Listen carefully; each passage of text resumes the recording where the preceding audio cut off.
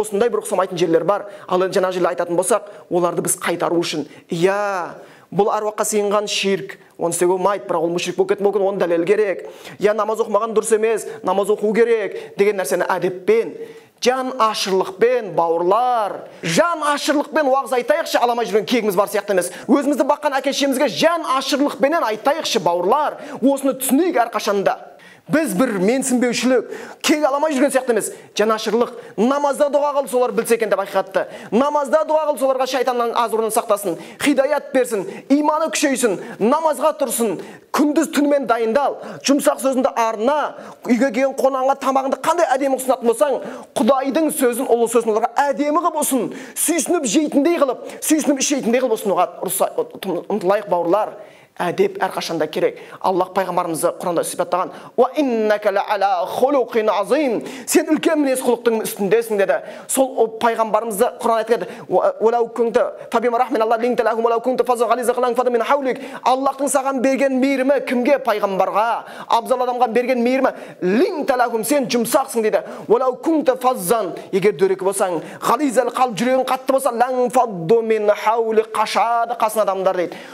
Құдайдан қатты қорыққан, Құдайдың алдында құлшылығы көп болған, Құдайдың дінін жақсы білген пайғамбар Мұхаммед Мұстафа саллаллаху алейхи ва салламда дөрекілік болатын болса, қасынан адамдар қашат деп атқан болатын болса, тақуалығымыз шамалы, біліміміз шамалы, құлшылығымыз шамалы, біз дөрекілік көрсететін болсақ, не болады жағдайларымыз?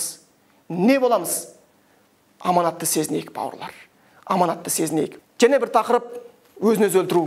Бұл тақырыпты қозғап отырғанымыз, бұл суицид деп ойлап, ол да үлкен бір қасірет.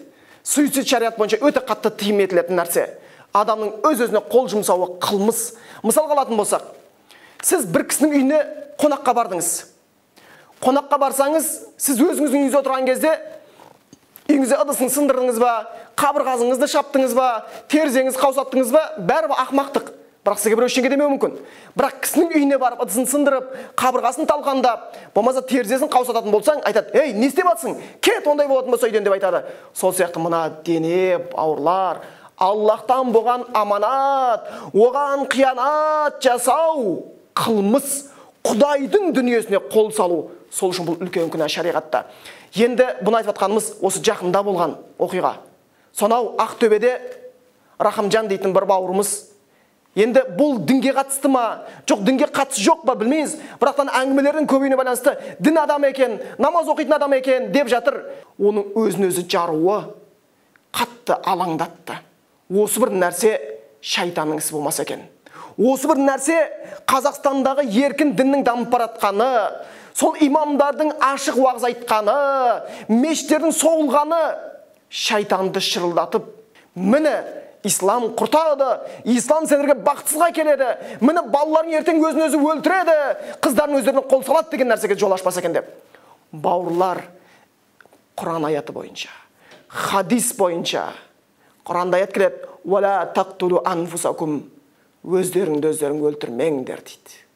Хадисте айтады пайғамбарымыз, кім өз-өзін өлтірсе, егер ұшып өлсе қияметтің күні, сол уды қайта-қайта ішіп азапталынады.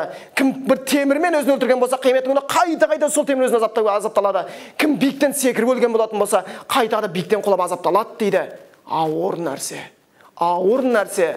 Ол жаңағы Рахымжан бауырымыз, енді Аллах Тағала білмеген болса кешірсін, жақсылық берсін, қателескен шығар. Мүмкін ол біреу қателестірген шығар. Олай да болуы мүмкін. Бірақтан бұл үлкен орасан зиян әкелді.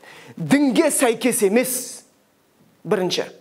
Екінші, артында қанша нәрсе оңырайып, опырылып қалды. Одан кейін өзге мұсылмандарға зиян келейін деп тұр.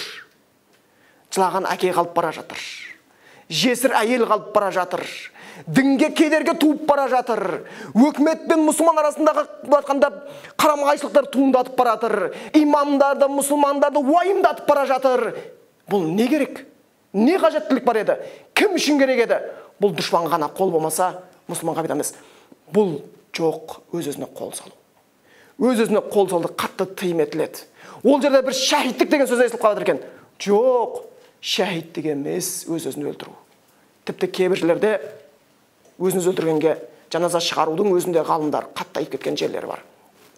Сол үшін енді білмеген болса кешірсін дейміз. Әлбетте мұсылманның баласы болған соң біз оған жүрегіміз елжіреп тұрады. Бірақ оның дұрыс нәрсені әрқашан біз бұрысты деп айтуымыз керек. Жоқ, өз шариғатта. Өз-өзін өлтірген шахидтік деп еш уақытта болған емес, бола алмайды. Ол Құранның аяты мен хадиске қарама қайшы, оны еш уақытта ақтап ала алмайсың. Жақсы, бауырлар, Алла тыныштық берсін елімізге. Алла тағала елімізде сондай бір Аллаға құлшылық қылған адамдардың санын көбеюін, бейбітшіліктің орнауын сұраймыз. Ислам деген сөздің аудармасы бейбітшілік, оның антонимі соғыс. Сондықтан сондай бір нәрсеге өзіміз қолдан жасамайық. Алла баршамызға тыныштық берсін. Иманды басшылардың, иманды елдің қатарын көбірін нәсіп етсін. Субханакаллахумма бихамдика, ашхаду ан ла илаха илля анта, астағфирука ва атубу илайк.